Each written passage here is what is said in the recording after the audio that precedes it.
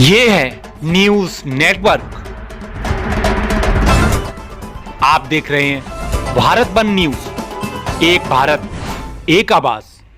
रीवा में अन्नदाता के साथ किया गया छल, उड़ाया गरीबी का माहौल। रीवा से राजीव तिवारी की रिपोर्ट। पहले लूटी गरीबों की भूमि, फिर नहीं दी नौकरी। दहाड़ मारकर रोने को मजबूर है अन्नदाता।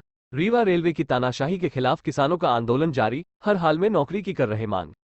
ललितपुर सिंगरौली रेलवे लाइन में प्रभावित किसानों के द्वारा गोविंदगढ़ रेलवे स्टेशन के पास आंदोलन किया जा रहा है। पक्षपात पूर्ण रवैया, भ्रष्ट राजनीति व लूटपाट का शिकार हुए किसान। एक दिन पहले किसानों के द्वारा रेलवे इंजन को रोककर विरोध प्रदर्शन किया गया था। किसानों के द्वारा जमीन लेने के बाद नौकरी देने का वादा कर मुकरने के आरोप लगाते हुए कहा है कि हर हाल में उन्हें नौकरी चाहिए। आपको बता दें कि रेलवे के द्वारा कुछ लोगों को नौकरी दी गई, जबकि अभी भी लगभग 2000 बेरोजगारों को नौकरी नहीं मिल पाई है, जिसके चलते गोविंदगढ़ रीवा के बीच काम रोक दिया गया है। आइए आपको दिखाते हैं किसानों का विरोध और सुनाते हैं स्थानीय लोगों ने किए जा रहे शांतिपूर्ण आंदोलन को लेकर क्या कहा और उनकी क्या मांगे हैं। आज आप लोग रेलवे स्टेशन के बाहर, ये आपका कितने दिवस का अनशन चल रहा है? 3 रोज। आपके यहाँ अनशन स्थल कोई प्रशासनिक अधिकारी नहीं आया। आप लोग रेलवे स्टेशन के बाहर बैठे हैं, किस कारण में बैठे हैं? भाई हम लोग अनशन में बैठे हैं। रेलवे प्रशासन हम लोगों के साथ वादा खिलाफी किया। आज 3 दिन हम लोगों को बैठे हो गया। रेल प्रशासन हो या और कोई माने सक्षम अधिकारी हो, किसी के तरफ से कोई माने का वो नहीं हुआ। चाहे कलेक्टर हो, चाहे एसडीएम हो, चाहे रेलवे के अधिकारी हों, चाहे तहसीलदार हों, हम लोगों का कोई सुनवाई नहीं हुआ।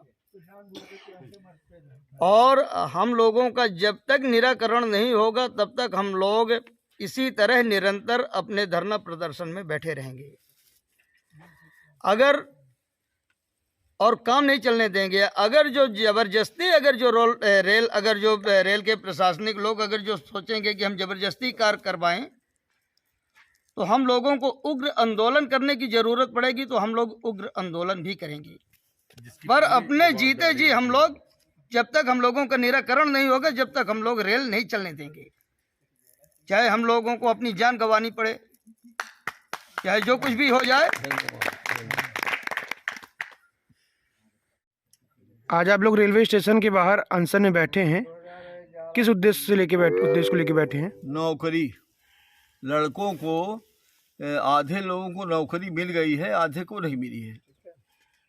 आधे से ज़्यादा लोग पड़े हुए हैं, इसलिए ये अनशन 3 दिन से चालू है।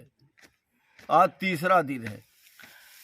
प्रशासनिक अमला कोई आपके बात सुनने के लिए कोई आया क्या? कभी नहीं, कोई नहीं आया।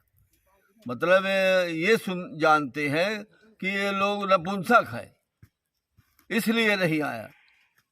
अब पत्थरबाजी नहीं किया, शांतिपूर्वक कर रहे हैं, काम रोको आंदोलन कर रहे हैं। प्रशासनिक अमला आपके पास आपकी सुनवाई करने के लिए नहीं आता है? नहीं आता। तो ये अनशन को और ये जो रेलवे का आपने निर्माणाधीन कार्य को रोक दिया है, हाँ। उसको किस तरीके से आप किस लेके जा सकते हैं? ये अभी कोई वो नहीं है, ये कार्य चलता रहेगा। आज आप लोग 3 दिवस से अनशन में बैठे हैं। सैकड़ों की तादाद में आपके अनशन स्थल में किसान एकत्रित हैं। ये क्या आपके मड़वा और बांसा के ही किसान एकत्रित हैं क्या? नहीं, रीवा से सिंगरौली ललितपुर लाइन के किसान जितने फसल प्रभावित है वो सब लोग इनवाइट है, यहाँ पर पधारे हुए हैं। अब वो उनकी मांग है कि हम लोगों की जब तक नौकरी नहीं लग जाएगी तब तक हम अनशन उग्र तक रहेंगे। अगर शासन की मंशा ये हुई कि अपनी जान उग्रवाद के रूप में भी अनशन को हम लोग आगे बढ़ाएंगे, पूरी जनमानस किसान भाइयों कह रहे हैं। और बोर्ड द्वारा पहले ये निर्धारित किया गया था जमीन के बदले नौकरी दी जाएगी, लेकिन कुछ लोगों के अनशन के बाद गोयल साहब जब थे रेल मंत्री, तब उन्होंने कुछ लोगों को दिया।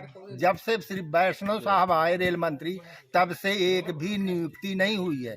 हमारे क्षेत्रीय सांसद सतना, रीवा, सीधी, संगरौली के ने भी अपना विचार रखा हो वहाँ सांसद पर, और राज्यसभा में राज पटेल ने भी रखा है।